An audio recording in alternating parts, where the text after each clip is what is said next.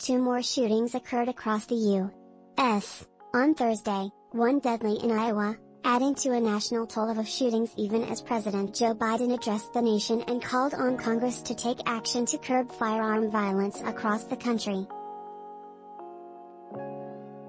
Over the span of a few hours Thursday, 2 women were shot and killed outside a church in Ames, Iowa, just hours after 2 people were shot at a cemetery south of Milwaukee, Wisconsin.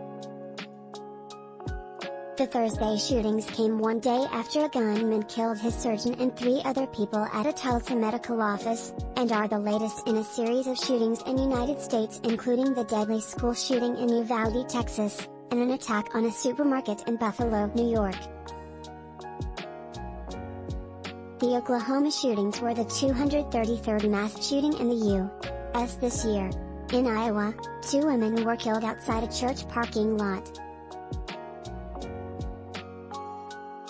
The gunman is now dead, though his cause of death is still being investigated, authorities said. "I can tell you that he was not killed by officers," Chief Deputy Nicholas Lennie of the Story County Sheriff's Office said Thursday night. The Story County Sheriff's Office received multiple 911 calls about shots being fired outside of Cornerstone Church at about 6:51 p.m., Lennie said.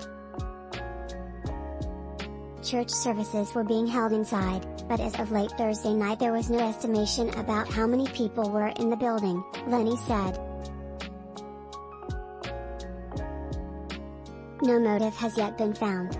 "We're still investigating to identify if it was a targeted attack, or if it was a random attack," Lennie said.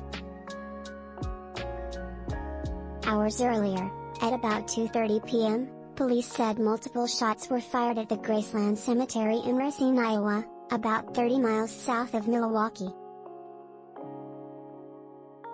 Ascension All Saints Hospital, which is next to the cemetery, has been treating victims, but has not said how many, according to the Associated Press. It is still unknown how many fatalities or injuries resulted from the shooting, or if authorities have identified a suspect.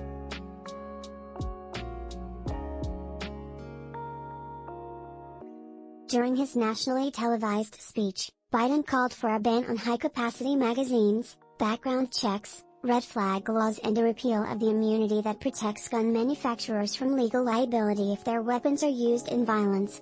"There are too many other schools, too many other DP. The issue we face is one of consciousness and common sense. I want to be very clear.